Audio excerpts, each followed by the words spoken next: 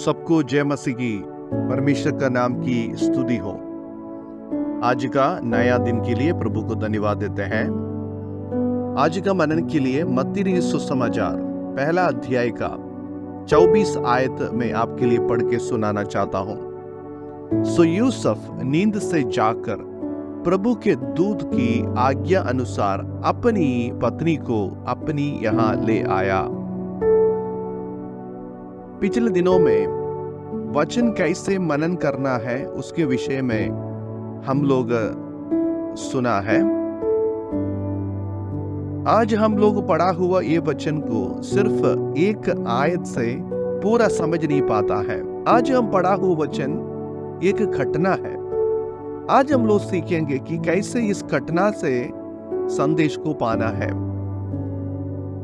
एक घटना से संदेश पाना है तो वो घटना जहां से जहां तक लिखा है पूरा आयतों को पढ़ना अनिवार्य है। सिर्फ एक आयत मनन करने से पूरा जानकारी नहीं मिल पाते हैं। मत्ती सुसमाचार एक अध्याय का 24 आयत को सीखने के लिए हमें 18 आयत से 25 आयत तक पढ़ना पड़ेगा। तो जब ये घटना पढ़ता है तब हम हर एक शब्दों को मतलब निकाल सकता है, संदेश ले सकता है। लेकिन इसके साथ साथ एक और तरीका इसमें अपना सकता है कि ये जो भाग में एक घटना है जिसमें लोगों के बारे में लिखा हुआ है, इसलिए इसी प्रकार एक वचन मिलेगा तो सबसे पहले हमको देखना है कि इस वचन का मुख्य पात्र कौन है। एक बात याद रखना, बाइबल का कोई भी घटना भावनात्मक नहीं है, असली में हुआ घटना है। तो सबसे पहले इस पुस्तक का मुख्य पात्रों को ढूंढना है। हम देखते हैं 18 आयत में यीशु, मरियम, यूसुफ और स्वर्गदूत इत्यादि पात्रों को हम देख सकता है। तो उसमें से हमको किसी भी व्यक्ति के ऊपर जोर देकर मनन कर सकता है। आपको चाहिए तो यीशु मसीह के बारे में मनन कर सकता है, नहीं तो मरियम के बारे में, नहीं तो यूसुफ के बारे में, और नहीं तो स्वर्गदूत के बारे में भी आपको मनन कर सकता है। लेकिन सबसे उत्तम तरीका है कि इसका मुख्य पात्र को ढूंढें। मुख्य पात्र कौन है जो इस आयतों में सबसे ज्यादा बातचीत करता है, सबसे ज्यादा कार्य में शामिल होता है, जिसके बारे में ज्यादा वर्णन होता है, उसको हम मुख्य पात्र के रूप में ले सकता है। तो इस वचन में मुख्य पात्र यूसुफ है, क्योंकि यूसुफ के बारे में बहुत सारे वर्णन इस वचन में देख सकता है। 18 आयत से 25 आयत तक यूसुफ का ही कार्य के बारे में हम लोग देखते हैं, इसलिए यूसुफ के आधारित हम चर्चा कर सकता है। तो यूसुफ के बारे में जब सोचने का समय हम अपने आप को यूसुफ के जगह में डाल के सोचना है। यहाँ पे क्या हुआ था? यूसुफ का मंगनी मरियम नामक एक कुंवारी के साथ हो चुका था। तो हम अपने आप को सोचें, यदि हमारा मंगनी किसी के साथ हो गया तो हमारा अनुभव क्या होगा, सोच क्या होगा, विचार क्या होगा। लेकिन बहुत बड़ा सपना देखा हुआ व्यक्ति था यूसुफ। शादी के विषय में, पारिवारिक जीवन के बारे में बड़ा सपना देखते हुए, शादी के लिए इंतजार करते हुए रहने का समय उनको अचानक एक खबर सुनने में आया है कि उनका पत्नी मरियम गर्भवती हो गई है। तो हम सोचना है, हमारा जिंदगी में जब इसी प्रकार का खबर आते हैं जो हमारा सोच और समझ से परे है, तो हम क्या करें? ज्यादातर लोग क्या करें? हम खुद को यूसुफ के जगह में डाल के सोचें।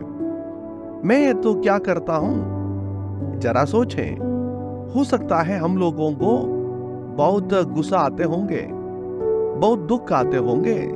हम लोग इस बातों को छोड़ने के लिए तैयार नहीं रहता है। इसको सबके सामने लाने के लिए, उनको सजा दिलवाने के लिए हम लोग कोशिश करता है। लेकिन यूसुफ को देखें, यूसुफ ने क्या किया है। उसके बारे में 19 आयत में लिखा, यूसुफ धर्मी था और उसे बदनाम करना नहीं चाहता था, इसलिए वो चुपके से त्याग देने की मनसा की है। तो हम यूसुफ का कुछ गुण को देखते हैं कि वो धर्मी था। तो हमारे बारे में देखें कि हम क्या हमारे बारे में परमेश्वर आज देखेगा तो हम एक धर्मी के रूप में परमेश्वर में देखेगा। हम धर्म का काम करते हैं, सही राहों पे चलते हैं, और हम लोग इसी परिस्थिति में आएगा तो हमारा बात सब सही है तो हम क्या करते हैं, ज्यादातर समय बदनाम करना चाहते हैं। उसी समय का परिस्थिति यह था कि उनको इसी प्रकार का औरत को सभा के सामने खड़ा करके सजा दिलवाना चाहिए था, पथराव करना चाहिए था। लेकिन यूसुफ के बारे में देखें, वो उसको बदनाम करना नहीं चाहा है। मेरे प्रियो, हमारा जीवन में एक शिक्षा हम यूसुफ से सीख लिया है कि जल्दीबाजी कोई भी निर्णय नहीं लेना है। कुछ घटना, कुछ अचानक कुछ बातें हमारा जीवन में आता है तो हमको सह नहीं सकता है, तुरंत हम जल्दीबाजी हम कोई प्रकार की निर्णय ना लें। फिर सोचना है उसके विषय में, प्रार्थना करना है उसके विषय में। यूसुफ ने क्या किया? चुप के उसको त्यागने के लिए कोशिश किया है, क्योंकि यूसुफ एक धर्मी था। यूसुफ इस विषय के पीछे क्या कारण था उसको ढूंढने के लिए प्रयास नहीं किया होगा, और मरियम उनको बताया होगा पवित्र आत्मा के द्वारा गर्भवती होगी, लेकिन ये बात यूसुफ के लिए विश्वसनीय बात नहीं था। आप है तो विश्वास करेगा? बिल्कुल नहीं है ना। हमें तो भी विश्वास नहीं करते हैं, क्योंकि ये मानसिक रीति से सोचने का समय बिल्कुल असंभव है। तो हम क्या करेंगे? छोड़ेगा? यस मेरे प्रियो, कुछ ना कुछ बातों को हम इसी प्रकार छोड़ने के लिए परमेश्वर से चाहते हैं। हमारे जीवन में जब छोटा या बड़ा समस्या आता है, हम क्या करते हैं? जल्दीबाजी निर्णय लेता है, दूसरों को नुकसान पहुंचने के लिए कोशिश करता है, बदनाम करने के लिए चाहते हैं और दूसरों को परेशान करते हैं। लेकिन प्रभु हमसे चाहते हैं कि हम कभी कभी चुप रहने का अनिवार्य है। और इसी प्रकार सोचने के समय क्या हुआ था? परमेश्वर का स्वर्गदूत यूसुफ को सपने में दिखाई दिया है। क्यों सपने में दिखाई दिया? क्योंकि यूसुफ को समझाना था, एक बड़ा कार्य के लिए उसको तैयार करना था। स्वर्गदूत ने उसको बताया, मरियम को अपना पत्नी के रूप में स्वीकार करने में आप डरो मत, क्योंकि उसका गर्भ में जो है पवित्र आत्मा की ओर से है।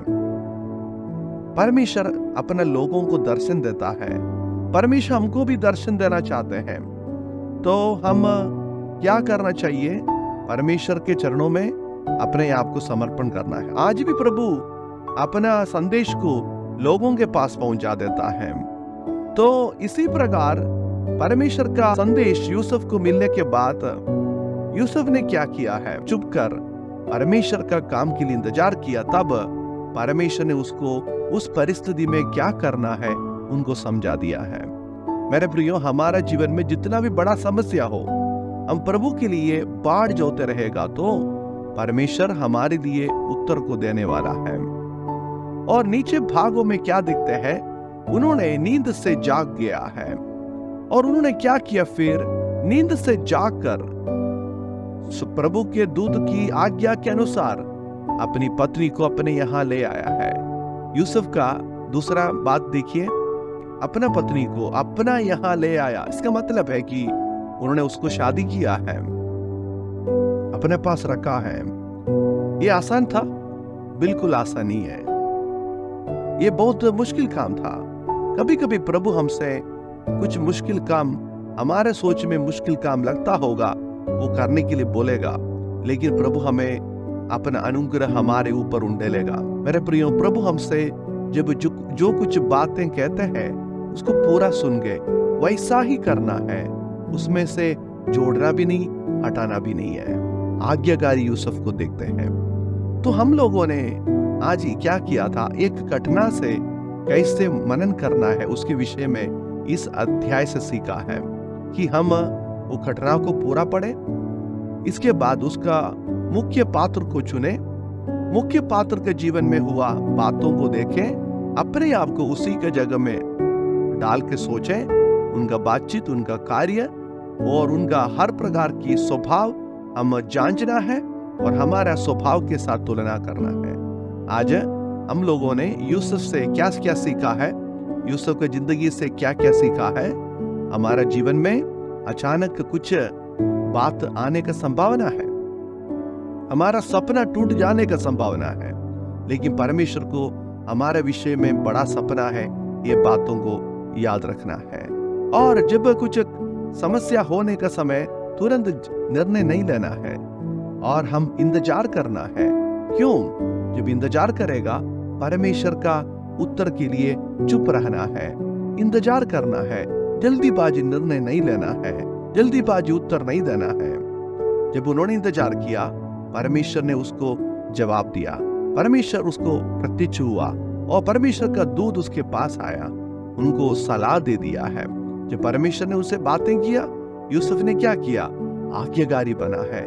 जैसे परमेश्वर ने कहा वैसा ही उन्होंने किया है और उन्होंने परमेश्वर ने बताया वो बात मानुषी तौर से छोटा काम नहीं था, बड़ा काम था, पूरा करने के लिए यूसुफ तैयार किया है। इसी प्रकार वचन को मनन करें और हमारा जीवन में उसको लागू करें और उसको अनुसार चले, ये परमेश्वर हमसे चाहते हैं। इसी प्रकार बाइबल का कोई भी घटना हो, आपको इसी प्रकार मनन कर सकता है। मनन करने के समय हमसे परमेश्वर बातचीत करता है, परमेश्वर को वाणी को सुने, उसको जीवन में पालन करें। यूसुफ आज सारे दुनिया का लोगों के लिए आशीष का कारण बन गया। क्यों? उनका जीवन का स्वभाव के द्वारा। प्रभु हमको इस वचन के द्वारा बहुत ऐसे आशीष करे।